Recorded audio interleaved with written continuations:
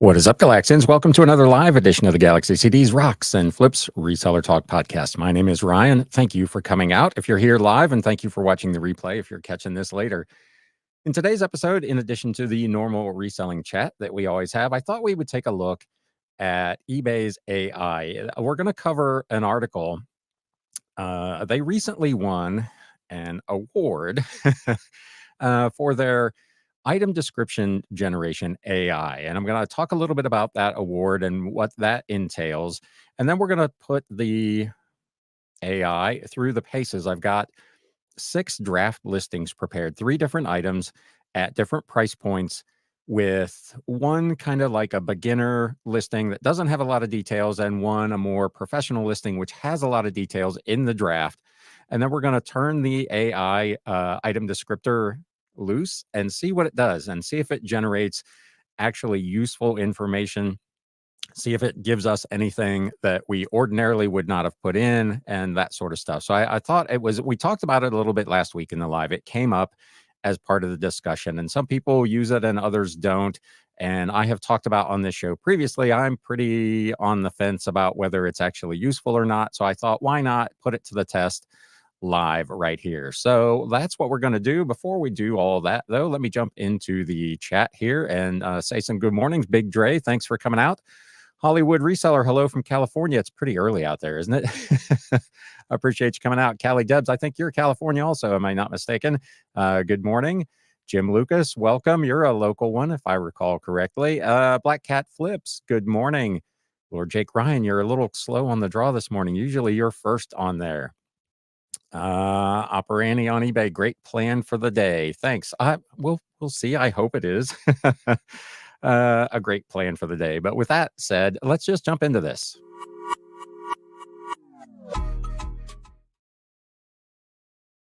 So this appeared over on Value Added Resource, which has kind of become my go-to site here lately for articles. But eBay wins a Best Generative AI Solution Award. Well-deserved honor or marketing hype. This asks the question, is eBay's magical listing tool the, quote, best overall generative AI solution currently on the market, according to Tech Breakthrough LLC? It's at least the best one submitted to their 7th annual AI Breakthrough Awards, with eBay being announced the overall Gen AI winner last week. eBay executives were quick to announce the win on their LinkedIn profiles, but this article notes that strangely there have been no corporate press releases, announcements, or further media promotion about what would appear to be a significant honor. This is interesting in light of the fact that last week we talked about they're hiring or looking for a PR person specifically for this sort of thing, and all of the hype that they have tried to generate around their AI. Someone sent me a bunch of links to eBay's AI research, and it goes back, 10 years. This is not new stuff for eBay. They've been trying to get this to work on some level for essentially a decade, and we are where we are, which we'll we'll see here in a little bit.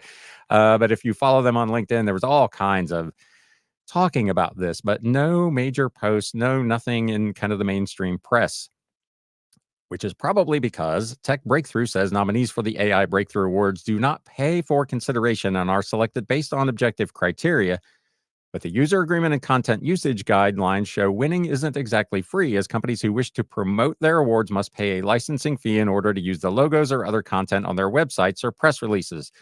So this award that they won, essentially they can't do anything with other than promote on their own LinkedIn profiles unless they pay a licensing fee, which for me calls into question really the validity of the award. They have a disclaimer that says the award winners are selected based on evaluation that includes 6 objective criteria, including product functionality, ease of use, technological innovation, and impact. They note companies do not pay a fee to be considered or placed on the list of Tech Breakthrough LLC Breakthrough Award winners. Once awarded, companies may opt to purchase additional award promotional products. They do not evaluate the quality of services provided to their clients or customers, and it is not indicative of the company's future performance. These ratings, they also note, do not guarantee future success or results. The fee paid to the publisher for licensing use of materials occurs after the rankings are announced.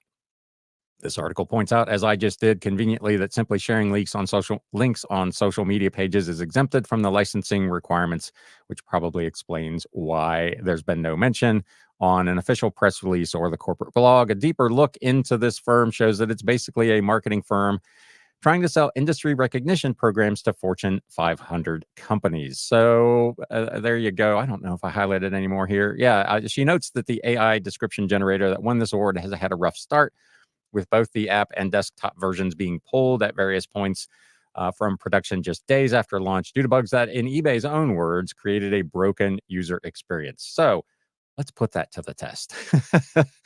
So like I said, I've got 6 drafts here, 2 each of like a $7 book, a $30-odd book, and a $300-odd book. And I wanted to see, what does the AI generate for descriptions based on what would be maybe considered, again, a beginner's listing, which doesn't maybe have a lot of information in it, and a more professional one? And does it segregate or do anything different for a book or an item that is multiple hundreds of dollars versus a fairly common item that's $6, $7, $8? So we've got this listing here. What is it? Let me go back up here. This is a book called Out of the Deeps by a guy named John Wyndham. This is essentially a pulp science fiction book. I have put in just the bare bones title. I haven't used all 80 characters. That's just got the title and the author. Out of the Deeps by John Wyndham. I'll go into the item specifics. I only filled out the required one. So it's got the author, the book title, and the language. ISBN, this book was written in the 50s. It does not apply. I did not fill in any of the additional item specifics. So we'll go down here and use AI description, and let's see what it says. This vintage book titled Out of the Deeps by John Wyndham is a wonderful addition to any book collection. Fairly boilerplate marketing. It did catch somehow that this was a vintage book, so that's good. The narrative type is fiction. Fairly generic. It did not identify without any input that this is a science fiction book. And the language is English.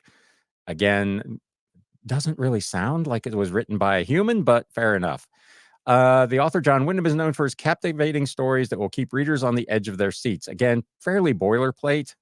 If we'll get into it when I go into the second version of this, why I think the AI could probably do a little more here. The book is perfect for those who enjoy classic literature and vintage books. Again, that's pretty subjective. I prefer objective things. This isn't classic literature. It might be a classic pulp science fiction book, but calling it classic literature probably overstates for me what this is. It belongs to the books and magazines categories on eBay. That seems unnecessary. Don't miss out on the opportunity to add this rare gem to your collection. Again, this book is not rare. There are dozens of them available. That's why it's a $7 book. So generically, it's not terrible. And if I was a new, unseasoned seller on eBay, would I find this helpful? Probably I would. And initially, that was the aim of this. They wanted to lower the bar of entry for newer sellers to get in and be able to create a decent listing. And I guess to that extent, it does. So let's look at this same listing, but with a lot more information in it. So in the title, I've added the year it was published, that it was a second printing, who the publisher was, and I actually denoted that this was a paperback. Same required item specifics, but in the additional optional ones, I added the topic that it's science fiction. I added the format. I added the publisher. I added the genre, the year, the language again, the country of manufacture, what type it is. This is a novel. Denoted that it was fiction. It's denoted that it was a first edition. It is a second printing, but it is still a first edition. And who it was targeted to, adults and young adults. Also selected that it was vintage again. So I've given the AI, in theory here, a lot more information about this book. So let's see what it does this time. Immerse yourself in the world of science fiction with Out of the Deeps by John Wyndham. So it added a little more fluff there, and it caught that it's science fiction this time, not just fiction. Didn't try to call it literature. This vintage first edition paperback, published by Ballantine Books in 1961, is a must have for both young adults and adults alike. The novel takes you on a thrilling journey through the deepest depths of the ocean, where you'll encounter strange creatures and exciting adventures. The book is written in English and is perfect for fans of the science fiction genre. With its original language, format, and publication year, this book is a true collector's item. Don't miss this chance to add this piece of literature to your collection. Okay, so right off the bat, the thing that is obvious is that it picked up a ton of additional information from what I put in. For my money, if this AI is quote unquote award winning, shouldn't it do that anyway? Shouldn't it be looking at eBay's massive database of available information on this book to create this kind of listing, even for a beginner? Now, I would say it still doesn't necessarily read like a human, but it's only the only difference between those two is the amount of information that I put in. And I again would think that with all of the available information, even just on eBay, let alone if the AI searched outside of eBay, that it would find out, for instance, that John Wyndham is the author of the book Day of the Triffids, which was his most famous book and is legitimately a classic science fiction book, and would have dropped that in here. That it would have found some additional information that a beginner did not have access to. So in this case, yes, it created again a fairly good description of this item, but only because I was able to put in a lot more information to make it accurate. This goes back to when I was originally learning how to work with computers back in the 80s, the old garbage in, garbage out type theory, where having more information and better and more accurate information on the input end obviously improves what comes out on the back end. And this is a classic example of that. I still think, again, this probably overstates things. Um, Again, the phrase with its original language, format, and publication year, this book is a true collector's item. That to me is, again, it's subjective and it's not really even accurate. This is not particularly a collector's item just because it was written in English and it's a paperback. Call me crazy, but I'm not sure I buy all of that. So let's go back here into the comments and see what you have had to say, if I can get in here. I got two screens going and I'm struggling. Yes, I'm in Burbank. Black Cat Flip's going to have to catch up on the replay. No worries. I appreciate it. Thanks for stopping out. Hollywood Reseller, the use eBay AI, in my opinion, is amazing, but sometimes it can be a bit off. Yes, it's, again, that was not terrible. And if I was a kind of middle of the road, I guess, lister and was putting in enough information, that actually would be kind of time saving. Again, it's not how I would have written that description, but it wasn't terrible. Had to finish your last video first. There you go. For those of you who weren't aware, I did publish a video late last night about the Etsy announcements of some new policy updates, not really changes necessarily, but some updates that they made over there. Miss Lachey, welcome. Hi, Ryan and chat, operating on eBay. But we should fill out as many item specification boxes anyway, right? Or does not necessarily help the listing's visibility? It does, and we should. I talk about that all the time. I think that is a very important piece of this. I think you should do that. But a lot of newer sellers, which is who this was aimed at, don't know that yet. They don't understand that. Even a lot of seasoned sellers think they can skip that. It's not important. And I think it is relevant in search, especially for people who are searching, who are going to use like the search filters and the drop down options to dig a little deeper, who might want to look for a particular publisher. This book was probably published by multiple companies.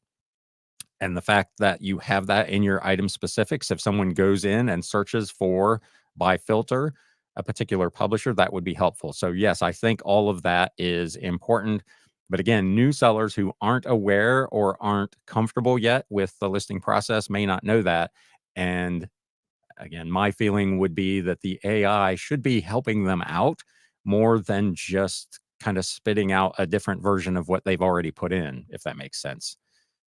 Liz, okay, tuning in a little late and getting shipping done. Good. Well, I'm glad you've got some stuff to ship. It's been fairly slow here this week. After a record week last week, of course, I jinxed myself by talking about it. I only did, I think, 8 or 9 sales yesterday and 10 this morning, so it's been a little rough. I always wondered what categories are best for using the AI description builder. And that is true. I don't know if it does a better job with clothing or, again, just based on that one example, I would guess that it does a reasonably good job if you put in a lot of item specifics. If you're selling in a category that maybe doesn't have a lot of item specifics or you don't fill them out, it, at least in that first case, did not look particularly helpful. Den Decor Depot, the thing I want to know is, does eBay give you a bump in search if you use it? I haven't seen any difference. And to me, it opens you up for an INAD. And that is a good point. Number one, I don't think it makes a difference in search results. I don't have any specific knowledge of that, but that would just be my guess. They do like things with supposedly more descriptions and more item specifics. So from that standpoint, maybe it would, but I don't believe that use of this tool does. But to the point of it opens you up for an INAD, eBay does not even accept responsibility for what the AI description is. They say very clearly that you, as the seller, are still the one that's responsible for the accuracy of your listing, and that you need to verify that the information in the AI generated description is in fact accurate before you list it, because they will not take responsibility for it. It still falls on you, which I think probably speaks a little bit to their own level of confidence about how good the AI generation is. And again, I know this stuff is all kind of in the weeds a little bit, but that to me is pretty telling. Dennis Huber, I use the AI feature on my magazine and print ad listings better than nothing, but I do edit for false or I assume incorrect information. On books, the AI is okay, but it tends to hype a lot of other items that would open us up to INADs if left unchecked. Yes, it's again, even some of the stuff in that quick example is a little bit over the top. I don't think there's anything there that would potentially come back on me as an INAD. Calling it a rare piece of literature probably overstates the case. Liz says, well, I didn't say I had a lot to ship. Fair enough. I haven't seen it good for the clothing category. I'd be interested if we're able to get together. Maybe we'll do this experiment live with some clothing, because I just don't have much clothing to work with. Kaylee Debs, yes, indeed. Den Decor Depot. And I guess there's a couple more here. I tend to remind people that eBay descriptions aren't searchable unless the person searches takes the time to click the box to include the description. So there you go. There's a good reminder as well. Big Dre, right now I'm only using AI description for art and books because it's just a ridiculous fluff piece when talking about clothes or shoes. So that is another, again, it's just a little over the top. So let's look at another one here. Let me take a hit of my coffee though first. I did not sleep worth anything last night. So I'm on my third cup of coffee this morning. So let's get in here and look at this next one. So this is a book, William Boyd Hopalong Cassidy, Knight of the West, written by Mario DeMarco. So this is kind of a book, a biography and a film history of things that he did. And again, we'll go down here, and I essentially did the same thing, filled out the basic item specifics, none of the optional ones. This is, again, just to point out, this is a $35 book. So this is a little more expensive item. This is actually a little more unusual item. So let's see, given the fairly generic information I gave it, what we get here. The AI is running like it's a Monday. It's very slow here.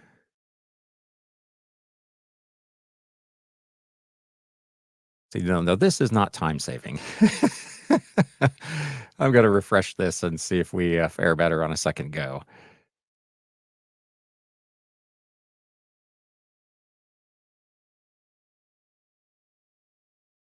There we go. This book is a must-have for anyone interested in the classic Western film Hopalong Cassidy. Again, this is more about the person who played him than the film. So right off the bat, that's not super accurate.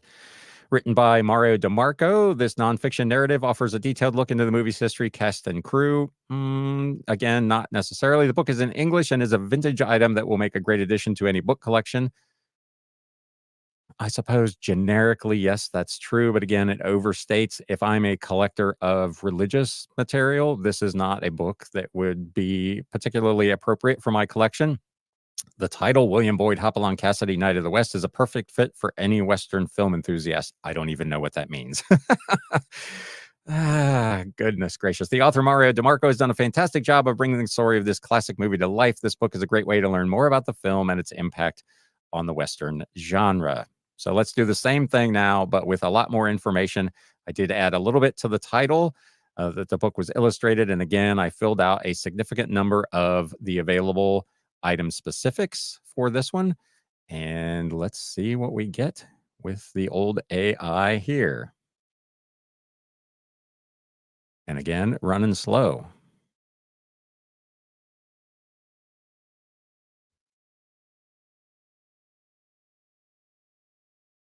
And that again is another example probably of why I tend not to use this. I can bang out a description quicker than this thing is doing it. Vintage trade paperback. Okay, so it's picked up on that again. Must have for fans of Westerns. Beautifully illustrated and features a captivating narrative that tells the story of Hopalong Cassidy, a legendary character in the Western genre. So again, just from a few additional item specifics, it has much more narrowed down what this book is actually about than it did with what you might consider to be a beginner's use of item specifics, having overlooked a bunch of stuff and left some things out of the title. Just those few little additions made a big difference in what the AI was able to generate. Again, that old garbage in, garbage out theory. The author, Mario DeMarco, has done an excellent job of bringing the character to life in this nonfiction biography.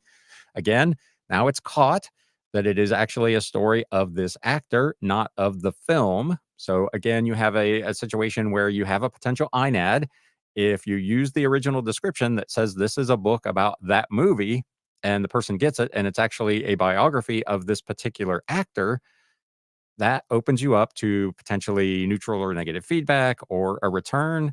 So again, it pays to take the time to fill out the item specifics. And again, it calls into question for me how useful this AI product description generator actually is. The book is written in English and is perfect for collectors or anyone who loves Western. It belongs in the genre of biographies and true stories because that's what I selected in the item specifics, and is illustrated with vintage images that add to the overall appeal of the book. This is a great addition to any book collection and a perfect gift for anyone who loves Westerns. Again, fairly kind of boilerplate marketing speak. I think I called it gobbledygook last week. Very subjective. Again, it's not objectively about the book. And again, the AI did not search through eBay's data, available data, or on the web generally to find out any information about this book that I did not put in. I again, for my money, I don't know that that's particularly helpful. Yes, it created a fairly good, and in this case, pretty accurate description. Again, the language is probably a little stilted. It's not how I would have described it, but it caught a bunch more information because I had put all of that information in. So I don't. Let me know what you think. Let's see here. Putting relevant hashtags in item description does bump outside traffic to your listings. It's an experiment that has proven results. I'm terrible with hashtags. I don't use them. I don't use them on Mercari. I probably should, but I have not personally used many of them. Kaylee Debs, I've not upgraded my List Perfectly app, but from what I see, they have the best AI descriptions. There you go. If you are a user of List Perfectly and you use that to create your listings, their AI apparently does a better job. So for your example, hashtag William Boyd, hashtag Hopalong Cassidy will help search engines find and index your listing. Oh, I knew what you meant, sir. Seems like we'd be better off typing the blurb on the back of the book if we're using keyboard and now mobile. That would be perfectly acceptable as well. Obviously, there's a ton of great information generally available on the actual item itself that would help you create a good listing. Not mobile. Yeah, that would be a lot to type on mobile. I'm not very good typing on mobile.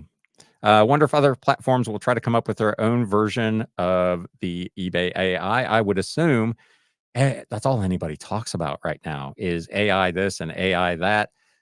When it works, it's cool, but how many times is it not working? There's another article over on Value Added Resource right now that as of sometime yesterday, the eBay image search, which uses their AI, is all but broken. It's returning completely irrelevant results. So it's one of those things. When it works, and it's all right. And when it doesn't, it's a disaster. And how often do you wanna have to deal with a potential disaster to use a not ready for prime time tool?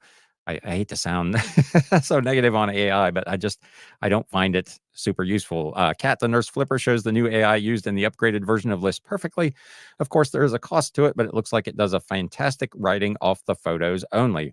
That would be super important. If it could, even in the case of these, if eBay has access to all the data of all of the books that have been listed by this title and this author, and the images that I put in, and the product details and item specifics that I put in, why is it not apparently looking at all of that data before it creates this listing? It's only looking at this very narrow window of stuff that I've put in. And again, they want to present themselves as a leader in tech and someone who's at the forefront of AI.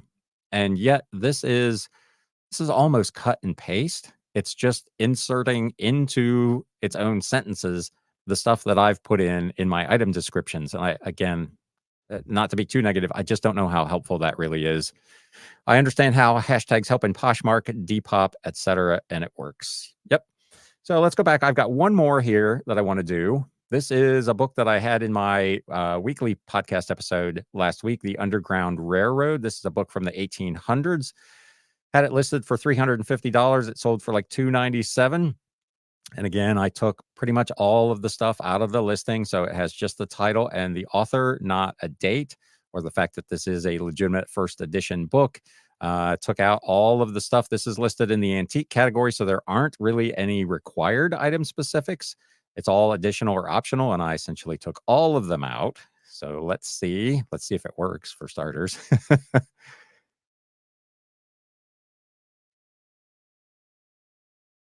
I'm going to refresh this again. I'm going to cheat. I'm going to refresh this one in advance.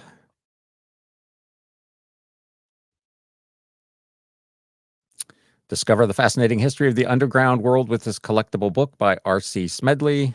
This one is actually collectible, but it doesn't say why in their listing. Immerse yourself in the world of secret agents and underground train conductors who risk their lives to help enslave people from the South. So here it did find some information somewhere to add to the listing that I did not put in. It knows what this book is about. So that to me is a win.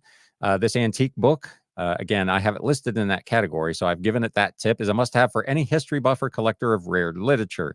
Explore the pages filled with captivating stories and vivid characters, all written in the 19th century. So again, even without the date, it picked up that this book was written in the 1800s. From the slopes of the Appalachian Mountains to the bustling cities of the North, this book will take you on a journey through the heart of America's darkest past. Add this treasure to your collection today. That is probably the single best AI description I have ever seen. Congratulations, eBay. That was pretty good.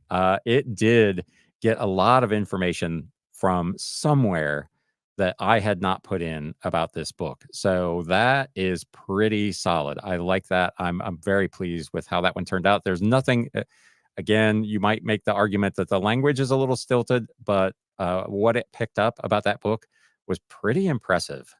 So now let's do that same one again, but with my having input a lot more information into the listing details. This is a rare and valuable first edition hardcover book titled The History of the Underground Railroad by R.C. Smedley, M.D., published in 1883 by the Office of the Journal in Lancaster, Pennsylvania. This book is a must-have for collectors and enthusiasts of Black history. That is a really long sentence, but yeah, it captured the additional information that I put in. The book is in its original form and is illustrated with special attributes that make it a unique addition to any collection. It is written in English and covers the topic of Black history in the United States. The book is not signed and belongs to the category of antiquarian and collectible books. So here's a case where, quite frankly, the original description that it gave when I put in less information is way better than the description that I got when I put in too much information. Riddle me that one, Batman. How does that happen? And again, it indicates to me that it is trying first to pull from the information that you have input, and then maybe in some cases it's looking elsewhere for some information about the book. But that first product description that it did was way, way better, in my opinion, than the second one, which is wild to me. Let me know what you think about that. But that's pretty interesting. Let's go back over here into the chat if I can catch up and see where we were at. Liz, it's like the old way of using commas to separate keywords. The hashtag is the cue to search that string of characters. So someone would have to search Hopalong Cassidy in order for it to show in search. Just trying to understand. I thought hashtags didn't always necessarily require the hashtag in the searcher's search request. You can do that, but again, I don't know how it works on eBay, but I thought just generically it wasn't absolutely necessary.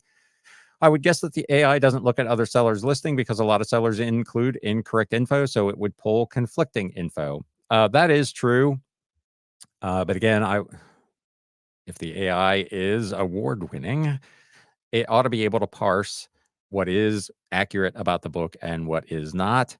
And that goes back again, a conversation I had last week about eBay's ISBN numbers not being super accurate. The conversation that I talked about in the video I posted last night about Etsy, their AI is currently not doing a great job of even identifying fake and mass-produced listings versus actual handmade listings. It's deleting a bunch of stuff that it shouldn't, and it's leaving up a bunch of stuff that it should be taking off. So there are a lot of gaps in kind of the knowledge and how this thing is working. Let's see. Operating on eBay. Do you think the AI gave a better description because the book is worth more? I don't know. And I don't understand why it gave a better description with less information from me than it did when I put in more information. It was almost like it was punishing my listing because I had a higher level of detail. If it created listings like the first one we just had there, with the information about the Appalachian Mountains and what the stories were about and the period of American history and all of that. If it could do that with every listing, that would be fantastic. And I would be a huge supporter. That's what I'm looking for from an AI product description generator. I want it to tell me things about the book or the author that I may not know myself. Like, for instance, on that very first one we did, that particular book was not a noteworthy book from that writer, but he had written a very famous book, and perhaps referencing that in your item description might be helpful. This novel written by the same author who wrote the famous book Day of the Triffids, and that would trigger for any science fiction fan, even a casual one, they've heard of Day of the Triffids. So calling up something like that would be helpful. If I was going to use AI, I want it essentially to do more for me than I could do for myself. And pretty much in all of these cases, it would have backfired for me. In two of the three, it gave more information as I put in more information, and the other one, it went the other way. So it's not even super consistent within what it's doing. I would assume that the value of it probably had some bearing on what it tried to do. But the fact that it butchered the second one was really weird. Callie Deb says, at Den Decor Depot, how many hashtags do you normally use? And do you just use them in succession without spaces between in the description area? The reply, what drives me nuts with the AI is the fluff. People looking at a book already know it's a rare and unusual item. Yeah, the overly verbose language and the puffery to me is kind of unnecessary. And again, if the book is in particularly immaculate condition, referencing that point in the listing probably makes good sense. But the stuff about this wonderful, rare, and collectible item on a $7 paperback that there are dozens, if not hundreds of listed, just doesn't ring true for me. Landsharp Picker, good morning. Thanks for coming out. Then Decor at Callie Debs. What I've done on my listings is 3 to 5 hashtags in succession, usually at the bottom of the item description. It doesn't matter where the hashtags are placed. I don't want to hashtag stuff it. I don't know. Does eBay punish you for like keyword stuffing in your listings or titles? I'm not. I don't know the answer to that. If you're here in the chat and you do, or you're watching this on replay and you know, leave it in the comments. I don't know if they would punish you for hashtag or keyword stuffing. They are single spaced apart. Kelly Debs, thank you. Very helpful. So that essentially accomplishes what I hoped to have a look at today. It's interesting. I guess again, as a potentially as a brand new seller, you might find that helpful, and it would help you create an item description where you knew very, very little about the book. I would still recommend, if you're a new seller, to do more research, to find out more about the book, to fill out those item specifics, not only to help with if you're going to use it, the AI item description tool, but to also give you a better chance of coming up in search, not necessarily right off the bat. I'm not sure it helps with just the generic search. I'm looking for Day of the Triffids as an example.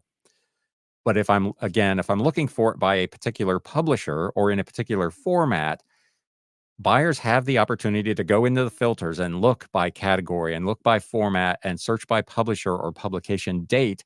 And all of those things, all of those filters are being generated.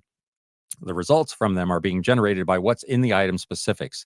So if you leave those out, you will not appear in that person's filtered search. That's why I think they're so important, because I know, like, when I'm researching to try to find comps on a product, I don't necessarily want to see 80 or 100 copies of a book by 10 or 12 different publishers. If mine was published by Ballantine Books, I'd like to compare mine to other copies that were also published by Ballantine Books. I don't want to see the ones necessarily published by Bantam or Doubleday or whoever the case may be. So again, you can let me know what you think of any of that in the comments. Land Shark Picker was just talking to someone recently about AI and listing. Are we not advanced enough to just upload pictures of the items and have eBay or whatever platform build the listing? That's what somebody had just mentioned on, I think it was List Perfectly is doing that. Again, that's a service you're paying for. You could make the argument we're paying eBay, and they are obviously hyping their AI capabilities. You would think that would be something that would be something they'd be going after. But as of yesterday, their own image search thing was not even working properly. So again, it might populate with a bunch of erroneous information that would not be useful.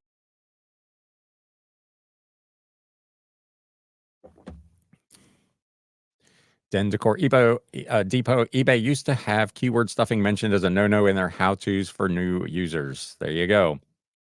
Again, I think less is more. You saw how long it took to generate that AI blurb. Yeah. And again, I'm also a big believer in that. I want to put in just enough information and kind of, again, that objective. I'm not trying to say this is an amazing book, a great read, whatever. It's not my opinion on that, really doesn't matter. And I don't know that it belongs in my listing. But objective things about the book, its condition, when it was written, who it was written by, those sorts of things I think are super relevant and probably should be in there. But I don't go overboard. As I said, I think last week or 2 weeks ago, I'm not trying to do a synopsis of the book in my descriptions. Again, unless it's like a super valuable book, like on that $300 Underground Railroad book, I did go into a little more detail there. You could argue that that's not necessary because somebody that's searching for that particular book from that particular era already knows all of that. I'm not reaching anyone who isn't looking for it, so it's probably unnecessary, but I will go a little bit further describing a multi-$100 item than I would a $7 pulp fiction paperback. Kelly Debs at Lion Chart Picker apparently List Perfectly can actually do a great job right off the photos. I'm not using List Perfectly to create my listings, but that would be a fantastic tool. And if eBay could ever get there, that would be incredible and would do, again, what they say they set out to do originally: lower that bar, lower the barrier to entry for new sellers, to make it super easy. Take a picture of the item and it returns the item and it fills in those item specifics for you based on the picture. But right now, it doesn't even accurately do that based on scanning a barcode. So again, not to be too cynical, I think eBay is a long way off from having that kind of capability. Big Dre, I wonder if buyers will see your listing anyway if you use promoted listing, even if it's not what they are looking for as far as their search preferences. That's an interesting one, and I don't know if I can call it up here. I did some looking at the new eBay advertising dashboard yesterday, and it's really interesting. The promoted listings are getting a ton, I mean a ton more impressions than just the generic organic listings. But they're actually getting less clicks, but getting more purchases. So I think, yes, I would say if you're even closer in the ballpark, your listing, if it's being promoted, is likely to get shown. And a potential buyer who actually clicks on that promoted listing does appear, at least based on my reading of my own stats, to be more likely to buy. It was really interesting, the up and down of that. Uh, Organic impressions were fairly small. Promoted ones were enormous, but the clicks definitely favored the just general organic listings, although the purchases did not. Lord Jake Ryan, I'm not a fan of people telling me you need to have this. It's perfect for you. Does this remind you of your car selling days? Yes, it does. And maybe that's why I don't do it. Kind of overblowing what the thing is. Again, giving it a proper, accurate description so that a customer knows exactly what they're getting. That's why I take so many pictures. I think all that stuff is super important, but the kind of marketing, advertising terminology that is in many cases over the top, I'm just not. I am not a fan either. Liz O'Kane, I'm with you. A strong title and item specifics are key on eBay. A clear description can be helpful, but I hate the fluff. Takes longer to proofread AI descriptions than just writing my own. That's what I said when this thing first rolled out. I did some quick tests with it when they first really started pushing this. And to be fair, the 6 we just did here today were better than what I experienced when I first started looking at it, in terms of things I would have to edit. They were terrible at the beginning. All kinds of erroneous information. They appear, at least from this very small sample of 3 items, to have gotten a little better with the accuracy. But again, since eBay does not back you on your use of that tool without you going in and editing and making sure that your listing is in fact accurate, I don't know that it ends up being much of a time saver because you have to reread, proofread, and then potentially edit any descriptions that have any errors. And it's probably easier to just bang out one of your own, especially if you've gone through the trouble of doing the item specifics, because you've already gone through, in this case, the book. You know who published it, you know who wrote it, you know what edition it is, you know where it was published, when it was you have all that information already in your listing. So to be able to quickly knock out an item description based on what you've already gleaned from looking at the book to fill in those things, I think would probably be as quick, at least, as proofreading the description. Operating on eBay as a shopper, I look for the description of the book on Amazon, and then I go to eBay to see if I can get it at a better price. So I'm only interested in reading the condition in the eBay description. And again, that is the other thing. Everybody shops a little differently. They're searching for different things. They start their search in different places and then end up either at eBay, or they go to Amazon or Abe Books or whoever it is before they finally make their purchase. Again, like I've talked about numerous times, I try to be competitive on my price relative to the condition of my item. So I'm not trying to go to an old car sales terminology, rip somebody's head off on the price. If my item is not in as good a condition as someone else's, I try to price it fairly based on what it looks like and what I see in comps, both listed and sold. And as I showed a couple of weeks ago, including other sites, I will look at Abe Books. I will look at occasionally Amazon, or just go to Google and see what comes up. If I hit the shopping tab on Google for a particular item, what do I see there? And I think that is more important than a recap of what the book is about. And again, we all know that a lot of people don't read these descriptions anyway. So spending a tremendous amount of time on them is probably not a super productive use of your time. I want to hit the high points. I want to make sure it's accurate and gives a customer, potential customer, at least a very good sense of what the book is. But I'll use the Day of the Triffids as an example. If I'm searching for Day of the Triffids, I already know what that book is. I know what it's about. I know it's a science fiction book. I don't know that I have to say all that in my description, because the person who's searching for that already knows. Callie Deb says, Liz O'Kane, I usually abandon the AI description and write it on my own. Yeah, I had kind of given up. I wasn't even sampling it until kind of last week's conversation on this show kind of got me interested in had it improved any, because it had been months since I'd even clicked the use AI description button, either on mobile or on desktop. So it was interesting to see it has improved. The language, the writing is better than it was initially. Initially, it was very, very stilted.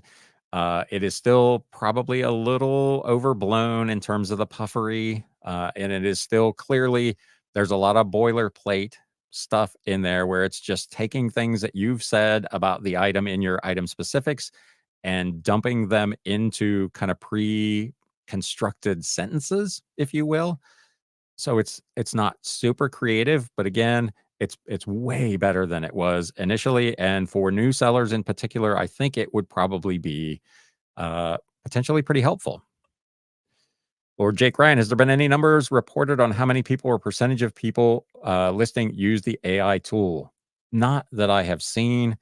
I I don't know where I would even look to see that. I would think if it was a huge number, eBay would be bragging about it, given their push for the PR side of their tech-led reimagination of eBay. The award that they just quote unquote won about this very topic, if they were willing to talk about, or if they knew what percentage of people were using it, I would have thought that that would have been something they were talking about in their own releases on that, and I didn't see anything like that there. So I would be curious. Most people that I've spoken to seem to echo what we've heard today in this chat, that they look at it occasionally, but don't ultimately end up using it, and get away from even checking it because they find that it's just not quite the way they would describe their item. Uh, it appears, again, at least based on the testing we did here, this really small sample size, to improve tremendously in terms of accuracy and language, but it's still not creating the type of description I would type as if I typed it out myself. So that's my thoughts on it. I appreciate everybody coming out. If you have anything else you'd like to talk about, well, we've got maybe 10 minutes left here. If you watched the video, the special episode I posted last night about what's going on over at Etsy, be happy to talk further about that or any other reselling related topic that you would like to discuss today. I am working already on some news updates for this weekend's episode. There has been, like I mentioned, the crash of the eBay's image search thing is going on, so that's still kind of a problem over there. And obviously, big changes this week. Updates. They're not changing anything. They're just updating some things over at Etsy. But there's been a lot of reaction to that situation over there. If you're a seller on Etsy, feel free to chime in if you've seen any of that yet.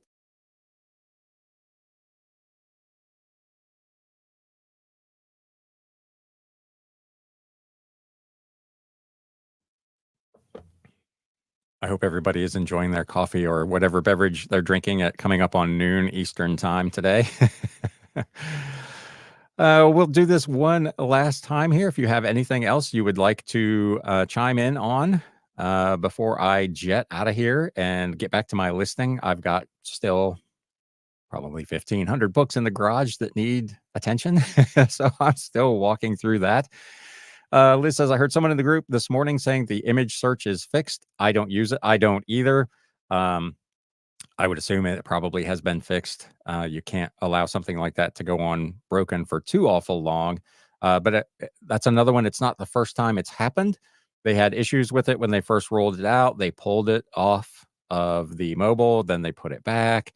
And as I talked about kind of on some other unrelated topics, it's the inconsistency in some cases of the performance and of the communication about the performance that we get from some of these platforms that makes people skeptical when eBay says, "Hey, we won an award for this or that," and a really quick use of it shows that it's still not.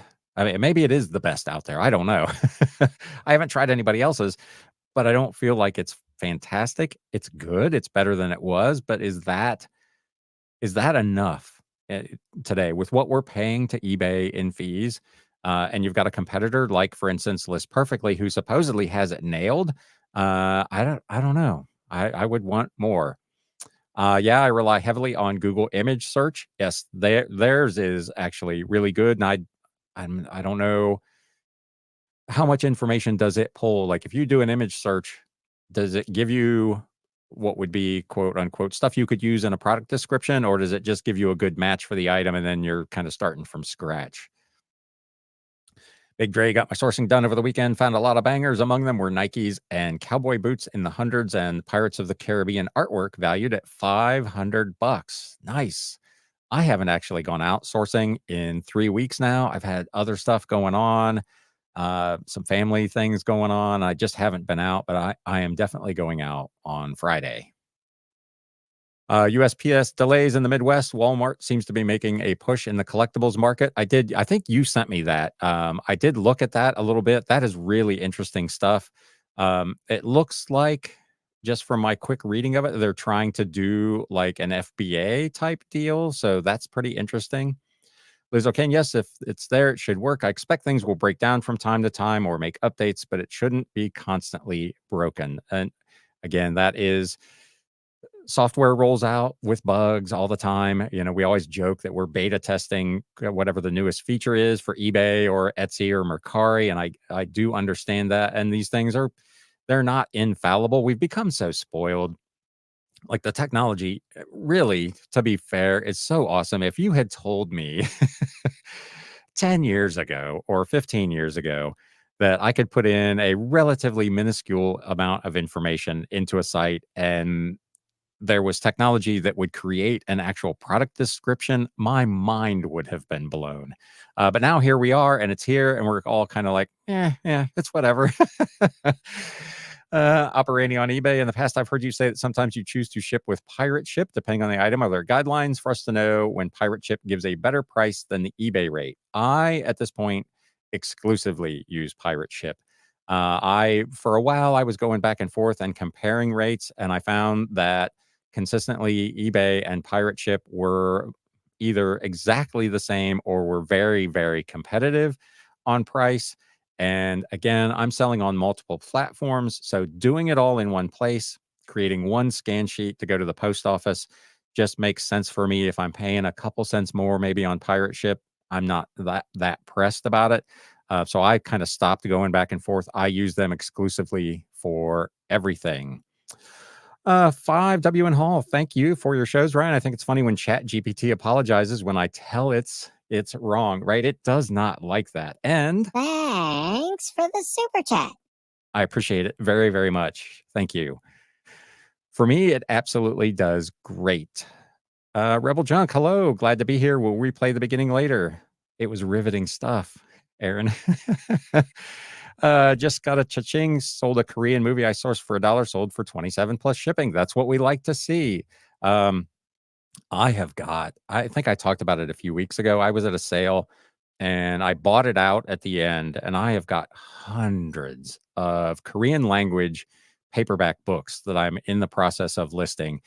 And boy, that has been eye-opening. I'm using Google Translate on my phone, and I can't read Korean, so I don't know what any of this stuff says. I'm really relying on that tool, and it's interesting. I've found that it really seems to struggle with Korean. If I'm further away from the book, I get a different translation than if I'm closer.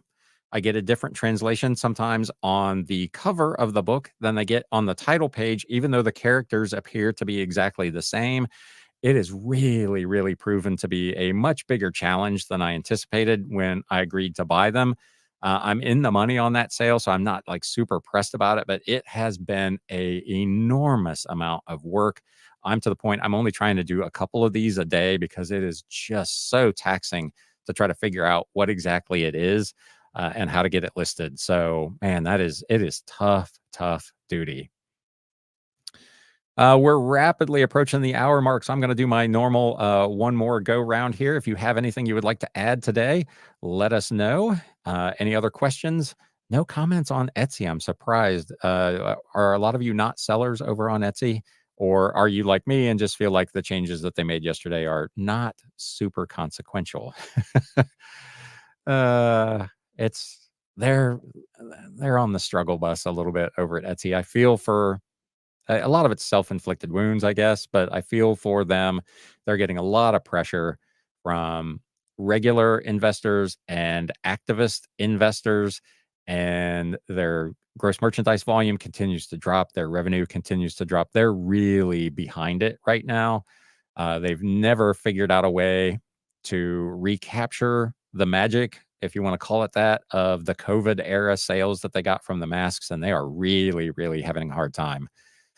Callie Debs, I sell on Etsy. Did you see the update? Did you watch Josh Silverman's video? And what do you think of any of that? Liz, thanks for taking the time to show the AI features. Absolutely. Thanks for coming out and watching. I hope your son is doing better. It looked like from posts on Instagram, he is improving somewhat. So that's awesome. I know that's been rough for everyone. They really need to let go of the listing fee. That would be awesome. I would list a lot more stuff on Etsy. Etsy, if you're listening, if I didn't have that 20 cents every 4 months, I would open up the listings that I publish to Etsy to a much broader amount. Right now, I'm only putting stuff over there, obviously, that qualifies, which as of yesterday, there's much more clarity about what qualifies and what doesn't, but I'm only listing things over there that are $12.99 and more. And I've got a lot of stuff that would probably sell on Etsy for less, but it's long tail stuff. And I just don't want to pay, 60, 80 cents a year just to keep it over there. So that's my thoughts on that. I suggest watching Uba's Great Amazon Heist. All right, there you go from Big Dre. I barely touched upon the Etsy update. Take a look at it. I don't know that it, again, is going to be a big impactor for anybody right off the rip. It is probably shows a little more disclosure to buyers about what an item is. Was it handmade? Was it sourced? But again, as I said in that video I did last night, and if you haven't watched it, please go do that. uh, it all relies on the good faith of the seller to accurately put in the information about how the item was sourced or created. And if you've got bad actors, there was nothing they announced yesterday that would lead me to believe that they are going to get that under control. Liz O'Kane, thanks. He's getting better and better every day. That's awesome. I'm very glad to hear that. Kaylee Debs, I don't sell too often, but when I do, it's pretty big bucks, big ticket items. That was something, and I almost shared that over the last few days. Just as an example, I've had 10 to 12 sales on eBay and 1 to 2 sales on Etsy, and have made more net profit on Etsy on way less sales than I have on eBay. So some of that, of course, is because of the way I'm listing. I have a lot more low value stuff on eBay, so my average ticket is, of course, a lot lower. Also, the difference in the fees makes a big difference, but Etsy has been, it's not big numbers in terms of transaction volume, but it is way more profitable for me on an individual item basis than what eBay has proven to be. Lord Jake Ryan, I sell on Etsy. Didn't see the video. Watched yours instead. Well, thank you. It was better. If I have 5 of an item listed and it costs 20 cents every time it sells, that I wish they would get rid of. Yes, that relisting fee. I've not done like multiple quantity over there, so I've not really run into that. But yes, I did. I guess with POD, print on demand stuff, once the item sells, they pop you for another 20 cents to relist essentially that exact same item, which is, again, as much as we would like that to go away, I'm sure it is a revenue generator for them, and I don't know that they're in a position right now to cut anything. They were very clear in their release yesterday that like AI art is not going anywhere. So they're not trying to eliminate anything that's bringing money into their bank account right now. The more I learn about Amazon, the less I want to sell there. I talked about that, I think last week or a couple weeks ago. I've chosen not to sell over there just because it is uh, the amount of hoops that you have to jump through, and the fee structure is just the juice is not worth the squeeze for me either. I know a lot of people are doing great over there, and I'm happy for them, but I'm also happy for me not having to mess with any of that. Been considering trying out Etsy for my bigger ticket antique books. Hadn't even thought about it till I watched your videos. Yes, I do, again, very well over there with older books. Again, it is a site that is geared more towards vintage buyers. And like I've talked about here before, in my kind of the three platforms I sell on, I'm trying to cover all the bases. I have kind of the bargain shoppers over on Mercari. I have kind of the middle of the road people on eBay. And then I have the kind of higher ticket, higher dollar buyers over on Etsy. And spreading my items across all three of those platforms allows me to capture potential buyers where they are, with the obvious exception of Amazon not being part of my mix. And again, the amount of work that I would have to do in order to do that, and the amount of stress that would probably be added to me in making sure everything is always lined up with Amazon's ever restrictive rules and regulations, it just doesn't make sense for my business. Callie Debs, that's how I feel about Etsy. I only list sort of expensive items there. My pricing is much higher on Etsy. I don't actually charge a premium on Etsy. I don't do anything different on Mercari. When I've got my comps and I determine what my price is going to be on eBay, that is the price that I globally send out to the other two sites. I do accept offers on both sites, up to 20% off offers on Etsy. I routinely run 10% off sales over there to try to generate a little extra activity. But I'm not going through additional levels of research to comp items specifically to those two platforms. I'm kind of relying on, for the most part, my initial research to give me a good idea of where the market is. Like I showed a couple of weeks ago, I'll look at eBay. I may look at Amazon. I'll definitely go look at books to try to make sure that I'm actually coming up with a fair multi-market price. But once I've landed on the price that I want to get for my book, I'm not adjusting that price to the platform. I'm just sending them out at that same, and then we'll deal with offers as they come in. Sold a book on Etsy for nearly $800. Congratulations. That is awesome. My biggest ticket sale is just short of $500. I've not found any like $800,000, $1,500 items. I thought I might in that antique book haul. Somebody said there was a really old edition of Dante's Inferno at that sale, but somebody must have bought it before I did the buyout because it was gone. Lord Jake Ryan, I think you do well because of the offsite ads, because I think a lot of your sales come from there. Yeah, over on Etsy, probably half of my sales are because of their offsite ad program.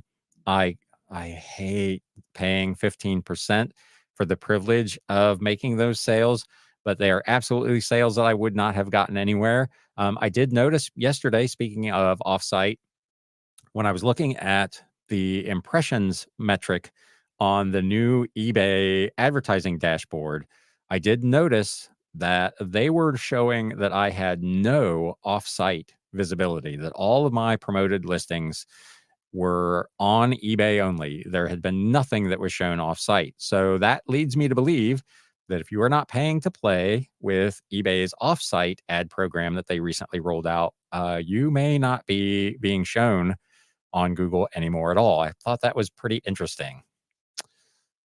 Liz O'Kane says that's awesome at Kaylee Debs. Yeah, that's a fantastic sale. I was pretty stoked last week because I had two roughly $300 books, and that doesn't even add up to your one. What am I doing over here? I should be watching your channel. The book was so rare that I couldn't even comp the price. I had somebody reach out to me. Gosh, it's probably been a couple of months ago with a really unusual book that was very difficult to comp. I don't have a Worth Point subscription, and for those one-offs, sometimes I wish I did, where you could go in and see a lot broader kind of sales history. The eBay's product research tool, now going back 3 years, is kind of helpful, but there are still instances where I find books that I just can't find anything on, and you're just kind of taking a shot, throwing a dart at what you think the thing might be worth.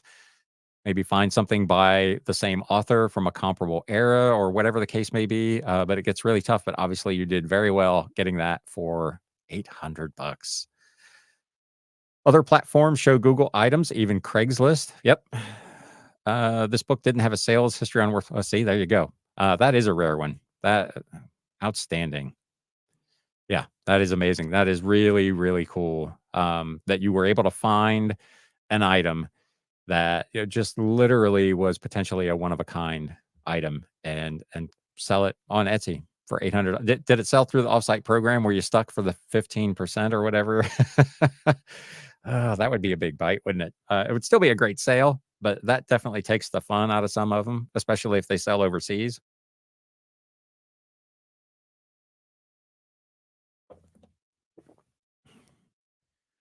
Liz O'Kane, I'm not paying offsite ads anymore, but I've been getting offsite traffic all month. I wonder if the category matters.